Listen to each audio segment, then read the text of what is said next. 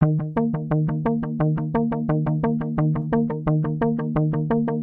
sering diajarkan untuk bersyukur dengan kalimat, "Masih banyak orang yang lebih menderita darimu."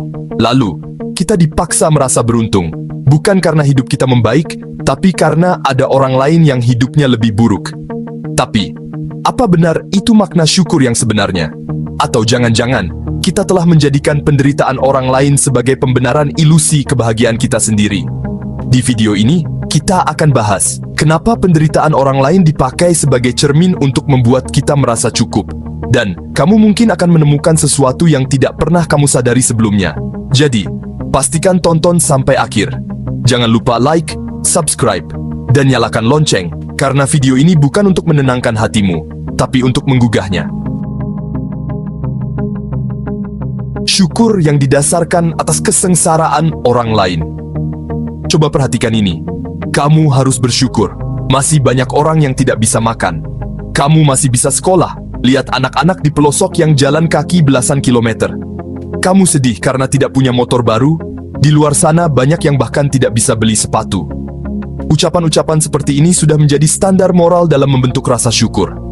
Tapi di balik itu, ada yang perlu kita tanya. Apakah penderitaan orang lain adalah standar kebahagiaan kita? Jika ya, maka kita tidak benar-benar bersyukur karena kondisi kita cukup, melainkan karena ada orang yang lebih kurang. Itu bukan syukur, itu kompetisi tak langsung dalam ranah penderitaan. Kita hidup dalam budaya yang suka menyuruh orang bersyukur, tapi tidak pernah benar-benar mengajarkan bagaimana cara bersyukur tanpa harus membandingkan. Kalimat paling sering kita dengar saat sedang kesal, lelah, sedih, atau kecewa adalah, "Sudahlah, bersyukur saja, masih banyak orang yang lebih susah dari kamu." Dan anehnya, kalimat itu terdengar bijak, terdengar spiritual, terdengar menenangkan.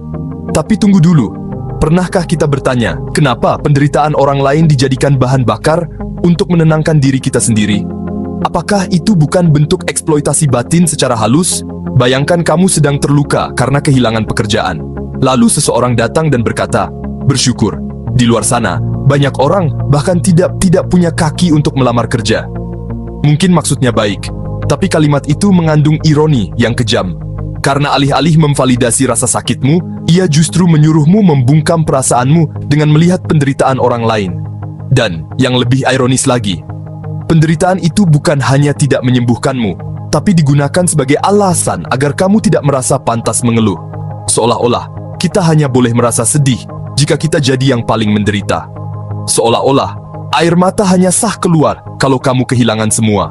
Itu membuat banyak orang merasa bersalah hanya karena sedang tidak baik-baik saja. Karena setiap kali mereka mengeluh, mereka diingatkan bahwa masih banyak yang lebih susah. Jadi, bukan hanya luka yang belum sembuh, tapi kita malah diminta merasa bersalah karena luka itu dianggap tidak cukup parah.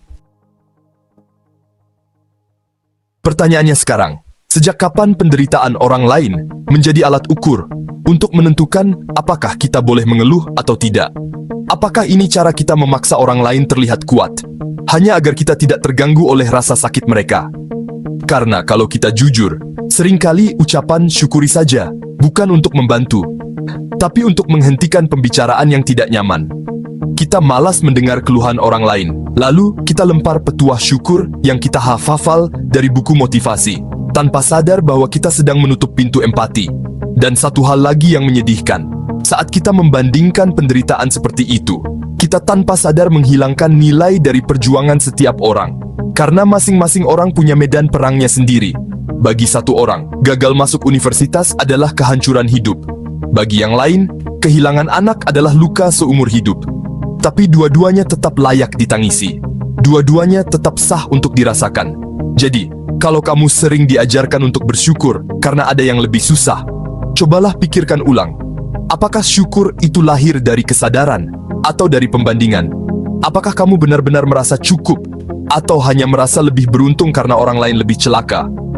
Dan yang paling penting, kalau semua orang menderita secara merata, apakah kita masih bisa bersyukur? Logika bersyukur yang terbalik. Coba dibalik logikanya. Jika hari ini kamu sedang lapar, lalu kamu diberitahu bahwa di Somalia banyak orang kelaparan, apakah rasa laparmu hilang? Tentu tidak. Kita tidak bisa menyelesaikan rasa haus dengan menyaksikan orang lain yang kehausan lebih parah. Tapi anehnya, dalam budaya kita, rasa cukup diajarkan lewat perbandingan ke bawah, bukan lewat pemahaman diri. Bukan lewat kesadaran akan apa yang sudah dimiliki, tapi lewat kesengsaraan orang lain. Dan itu tidak hanya cacat logika, tapi juga cacat empati. Kalau kita mau jujur, syukur yang sering diajarkan sejak kecil itu sebetulnya tidak logis. Bayangkan ini. Kamu sedang menghadapi hari yang buruk, dompetmu hilang, kerjaanmu berantakan, kamu pulang dengan kepala berat, hati gelisah. Lalu ada orang datang dan berkata, masih mending kamu, ada orang yang gak punya rumah untuk pulang. Kita disuruh merasa lebih baik, bukan karena masalah kita selesai, tetapi karena ada orang lain yang masalahnya lebih parah. Tapi apakah luka kita jadi sembuh? Apakah dompet itu kembali? Apakah tekanan kerja lenyap? Tidak. Yang berubah hanya satu, standar rasa bersalah. Itulah logika terbalik yang aneh. Kita diminta untuk bersyukur karena ada yang lebih sial. Dan ini lucu sekaligus menyedihkan. Karena ketika kita naik ke atas, ketika kita sukses, punya rumah, punya karier, kita dilarang membandingkan ke bawah secara sombong. Jangan sombong, ingat yang di bawah. Tapi saat kita jatuh dan terpuruk, justru disuruh menengok ke bawah supaya bisa merasa lebih baik. Loh? Jadi yang di bawah itu apa sebenarnya? Penopang moral? Obat penenang sosial? Kalau kita boleh bertanya lebih dalam, apakah ini benar-benar syukur? Atau hanya mekanisme licik untuk membungkam kritik sosial? Setiap kali kamu protes pada ketimpangan, kenapa aku dibayar rendah? Kenapa hidup tidak adil? Kenapa sistem tidak berpihak? Jawabannya selalu, bersyukur. Di luar sana banyak yang bahkan tidak punya pekerjaan. Jadi, bukan masalahnya yang diselesaikan, tapi perasaan tidak nyamannya disumpal paksa pakai narasi syukur. Ini semacam pembiusan sosial. Ketika kamu menderita, kamu tidak disembuhkan, tapi diminta bersyukur. Ketika kamu miskin, kamu tidak diangkat, tapi disuruh legawa. Ketika kamu tersakiti, kamu tidak dibela, tapi diminta tabah. Syukur semacam ini bukan bentuk kebajikan. Ia justru jadi alat untuk membuat kamu berhenti bertanya dan menerima apa saja yang menimpa hidupmu. Ini bukan spiritualitas. Ini adalah dogma diam-diam yang dibungkus indah agar kamu tetap pasrah. Mari kita uji logika ini ke level ekstrem. Jika kamu kehilangan anakmu, apakah kamu akan merasa tenang karena tahu ada orang lain yang kehilangan dua anaknya? Jika kamu mengalami kecelakaan dan kehilangan tangan, apakah kamu akan bahagia karena ada orang yang kehilangan kaki sekaligus? Tentu tidak. Karena penderitaan tidak pernah bisa diukur dengan skala perbandingan. Rasa sakit tidak bisa ditimbang.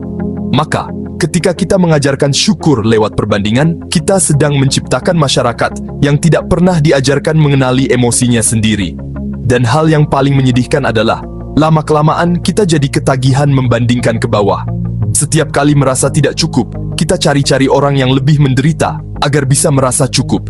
Seolah penderitaan orang lain adalah bahan bakar untuk tetap bertahan. Ini bukan syukur. Ini pembenaran batin yang dibangun di atas luka orang lain. Jadi, pertanyaan pentingnya bukan lagi, sudahkah kamu bersyukur hari ini? Tapi, sudahkah kamu berhenti mengukur rasa cukupmu dari kekurangan orang lain? Normalisasi ketimpangan lewat konsep syukur. Yang lebih berbahaya adalah ini. Konsep syukur karena masih ada yang lebih menderita seringkali dipakai untuk menutupi ketimpangan sosial. Ketika kamu mengeluh tentang gaji minim, kamu disuruh bersyukur karena masih banyak yang nganggur. Ketika kamu tidak bisa bayar rumah sakit, kamu disuruh bersyukur karena masih hidup. Akhirnya, kita semua dibentuk untuk menerima keadaan yang timpang karena dilarang membandingkan ke atas dan hanya boleh membandingkan ke bawah. Ini bukan lagi tentang syukur. Ini adalah cara halus untuk menekan kesadaran kita agar tidak bertanya, kenapa hidup tidak adil? Ilusi psikologis yang menipu kepuasan diri. Manusia memang cenderung merasa lebih baik ketika melihat penderitaan orang lain. Itu bagian dari mekanisme psikologis bernama downward social comparison. Kita menenangkan diri dengan berpikir bahwa orang lain ada dalam kondisi lebih buruk. Tapi, ketika ini menjadi kebiasaan, kita tidak lagi belajar menghadapi penderitaan, melainkan membandingkan penderitaan. Dan ironisnya, penderitaan itu tidak benar-benar hilang. Kita hanya merasa lebih baik secara semu. Karena ego kita diberi panggung kecil untuk berkata, untung gue nggak separah itu. Apakah syukur harus melukai orang lain? Bayangkan kamu berada dalam kondisi nyaman. Lalu, kamu melihat seseorang yang kehilangan rumah karena bencana. Lalu kamu berkata, "Lihat dia. Aku jadi merasa lebih bersyukur." Tanpa sadar, kita menggunakan tragedi orang lain sebagai pemicu perasaan positif. Itu ibarat menyalakan lilin dari rumah yang terbakar. Pertanyaannya, apakah kita masih bisa bersyukur tanpa melihat kekurangan orang lain? Apakah kita bisa merasa cukup hanya dengan melihat ke dalam, bukan keluar? Syukur yang sejati lahir bukan dari pembandingan, melainkan dari kesadaran akan kebersyukuran sebagai sikap hidup, bukan alat penghibur sesaat karena melihat penderitaan orang lain.